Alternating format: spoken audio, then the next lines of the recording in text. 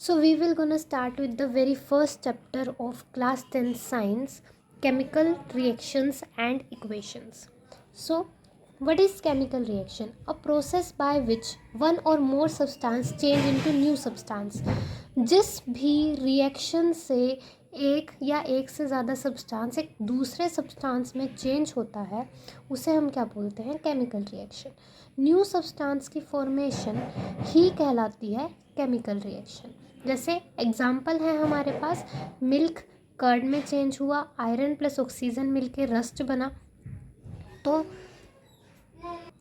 इससे हमें पता चला कि जब भी न्यू सब्सटेंस फॉर्म होता है ना, तो उसकी अपने रिएक्टेंट से अलग प्रॉपर्टी होती है। मतलब मिल्क की अलग प्रॉपर्टीज़ है कर्ड से, आयरन और ऑक्सीजन की अलग प्रॉपर्टीज़ है रस्ट से। अब साइंस क्या होते हैं केमिकल रिएक्शन के, इससे हम किससे पढ़ेंगे? एक CGTS ट्रिक से। CGTS ट्रिक क्या होती है कि हमें कैसे पता चलाएगा कि एक केमिकल रिएक्शन हुआ है। C मतलब कलर चेंज हुआ, गैस मतलब गैस इवॉल्व हुई कोई, T मतलब टेम्परेचर चेंज हुआ, S मतलब कोई भी स्टेट चेंज हुआ। इसका हमारे पास एग्ज़ाम में डायरेक्ट क्वेश्चन आता है, तो हमें इसको किससे याद करना है? CGTS। C for colour, G for gas, T for temperature, S for state. अब हमारे पास नेक्स्ट टॉपिक क्या है? Chemical equation. केमिकल इक्वेशन क्या होता है? जब हम मैग्नीशियम और ऑक्सीजन को रिएक्ट करवाते हैं तो उससे मैग्नीशियम ऑक्साइड बनता है। इसको हम कैसे रिप्रेजेंट करेंगे? That's the chemical equation. जैसे Mg + O2 MgO, ये हमने बैलेंस कर दिया। इधर 2 एटम, इसके 2 एटम, ऑक्सीजन के भी 2 atom, 2 atom, 2 Mg + O2 gives 2 MgO। Next हमारे पास क्या है? Balanced equation. अब बैलेंस्ड इक्वेशन क्यों ज़रूरी है? क्योंकि वर्ल्ड में, एक यूनिवर्स में एक लॉ फॉलो होता है, law of conservation of mass, जिसका मतलब है कि मास जो कभी भी क्रिएट नहीं हो सकता, हम उसे कभी भी डिस्ट्रॉय नहीं कर सकते। तो अनबैलेंस्ड इक्वेशन मान लीजिए Mg + O2 गिव्स MgO। तो यहाँ पे हमें क्या दिख रहा है कि यहाँ पे O2 है, मतलब ऑक्सीजन के 2 हैं, बट यहाँ पे तो एक ही है। तो हमने इसके बैलेंस्ड कैसे बनाया है? 2 Mg + O2 2 MgO, इसके बैलेंसिंग करके। इसकी ट्रिक क्या है? जितने एटम्स लेफ्ट में होंगे उतने ही एटम्स राइट में होंगे, तो वो हमारी बैलेंस्ड इक्वेशन बन जाएगी। जैसे यहाँ पर ऑक्सीजन के 2 थे, तो हमें इधर साइड बनाने के लिए यहाँ पर 2 करने पड़े। हम ऐसे सबस्क्रिप्ट में ऐड नहीं कर सकते, हम पूरे उसमें ऐड कर सकते हैं। तो यहाँ पर 2 गए, पर अब यहाँ पर Mg के 2 गए, तो यहाँ पे भी 2 बनाने पड़े, तो हमने Mg के आगे भी 2 लगा दिया। तो ये क्या बन गई? एक बैलेंस्ड केमिकल इक्वेशन बन गई। नेक्स्ट है हमारे पास टाइप्स ऑफ रिएक्शन। ये मोस्ट इम्पॉर्टेंट टॉपिक है इस चैप्टर का। अगर आपको इसकी एक डिटेल वीडियो चाहिए पूरी, so I will gonna do that for you, but अभी हम सिर्फ बेसिक रिवीजन कर रहे हैं 10 मिनट्स में, तो उसके लिए हम सिर्फ इसके टाइप्स पढ़ेंगे और इसका एक एग्जाम्पल पढ़ेंगे। कॉम्बिनेशन रिएक्शन क्या होता है? जब भी 2 से ज़्यादा कंपाउंड रिएक्टेंट आपस में रिएक्ट करके वन सब्सटेंस बनाते हैं, वन न्यू सब्सटेंस बनाते हैं, उसे कॉम्बिनेशन रिएक्शन बोलते हैं। कि मतलब कंबाइन किए हैं 2 या 3 सब्सटेंस आपस में, जिससे एक न्यू सब्सटेंस बना है। इसका एग्जांपल क्या है? Calcium oxide + water gives calcium CaOH twice. उसके बाद डिकम्पोजिशन रिएक्शन। डिकम्पोजिशन रिएक्शन में एक किसी सब्सटेंस की डिकम्पोजिशन होती है, उससे मोर देन 1 सब्सटेंस बनते हैं। जैसे CaCO3 को जब हमने डिकम्पोज किया तो CaO + CO2। ठीक है। नेक्स्ट है हमारे पास डिस्प्लेसमेंट रिएक्शन। डिस्प्लेसमेंट रिएक्शन क्या होता है? जब जो ज़्यादा रिएक्टिव मेटल है वो कम रिएक्टिव मेटल में से उसे डिस्प्लेस करके वहाँ पर खुद लग जाता है। जैसे AB + C gives A + BC। इससे हमें क्या पता लग रहा है कि जो C है वो A से ज़्यादा रिएक्टिव मेटल था, तभी वो B को अपने साथ ले गया।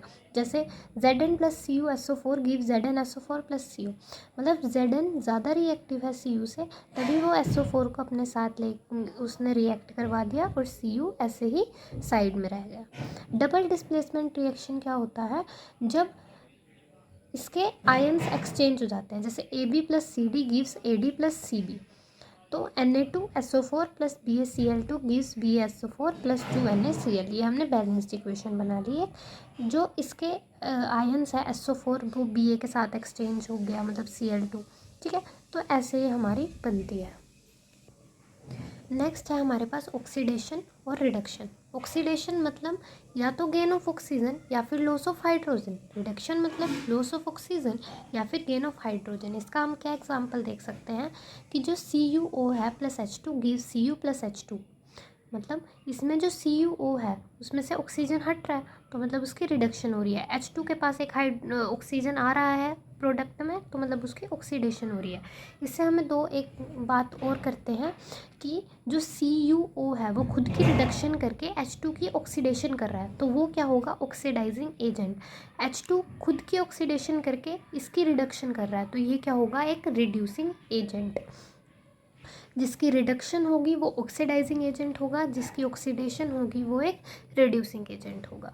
हम एक्स्ट्रा इसमें क्या कर सकते हैं कि इलेक्ट्रॉन के केस में जब भी हम लॉस ऑफ इलेक्ट्रॉन करते हैं तो वो ऑक्सीडेशन होता है, गेन ऑफ इलेक्ट्रॉन करते हैं तो वो रिडक्शन होता है। इसको हम एक ट्रिक से याद करेंगे, वो है OL रिग।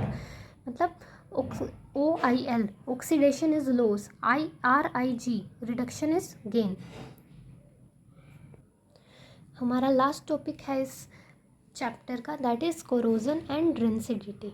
जब हम ऑक्सीडेशन होती है हमारे नेचुरल वर्ल्ड में, मतलब इस वर्ल्ड में, तो उसके कुछ इफ़ेक्ट्स होते हैं, दैट इज़